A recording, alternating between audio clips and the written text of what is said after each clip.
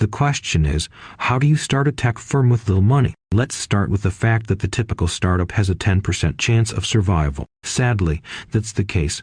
90% of new businesses fail before they can pay their own way. Why? The most common causes of startup failure have been identified via analysis of a vast collection of post-mortem reports. The lack of a marketable product is cited as the reason for the closure of over half of all unsuccessful enterprises. Others failed due of a lack of funds or inadequate resources. While numbers might seem discouraging, you really have the advantage of being well informed. Your company has a better chance of success if you are aware of the most common pitfalls and have a strategy in place to develop, advertise, and sell an app that people will really want to use. Where do you even begin? This post will provide a practical 7-step strategy for launching a successful IT company. Create a minimum viable product MVP that customers really desire. It is recommended to first test the app with a small group of users to ensure its viability. Iterate until you have a good product market fit. Create an experienced and cohesive starting group. The 5th step is to get the expansion capital.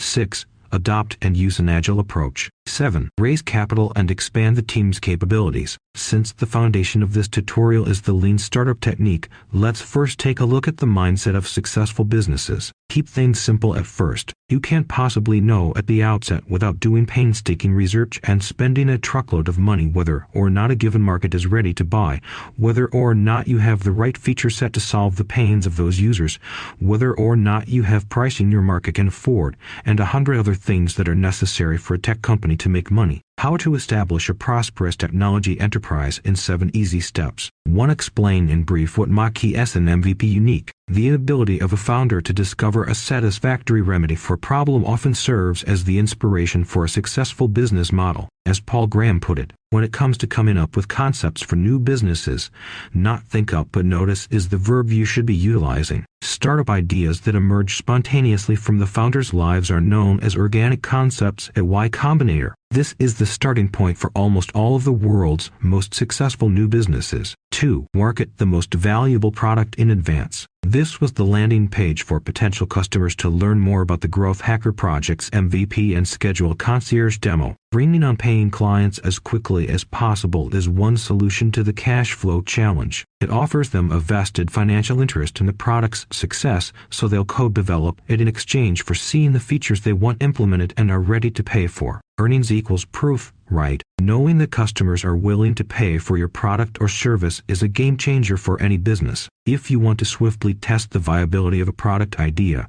use one of these many forms of minimum viable product MVP pre-selling tactics. Find talent on equal terms. Not tech savvy? Don't worry about it. With the correct company concept and equity offer, you may locate an enthusiastic technical co-founder. You can find the ideal CTO or CEO without spending a fortune by using a website like Venture Store. While the precise percentage of shares offered to technical co-founders varies widely, it usually ranges from 10% to 35%. In this case, giving up almost half of the company's stock might be risky for CEO seeking investment, since more financing would significantly dilute the remaining share. Step 4. Attain customers. The next phase after the MVP has been tested and refined based on user input is to roll out to a larger percentage of the target population. The best product in the world that accomplishes every conceivable user objective with every conceivable feature would still fail to sell if nobody knows it exists. A scramble for territory in the SaaS industry. The air has to be sucked out of the room. Ad campaigns on a grand scale and a well-oiled sales force are out of reach for most companies without business finances. 5. Consider the data. You can learn how your app does in the hands of actual consumers, whether they remain around or fast churn, if you constantly introduce fresh users to the product lifecycle. How can we improve things? The number of signups is interesting,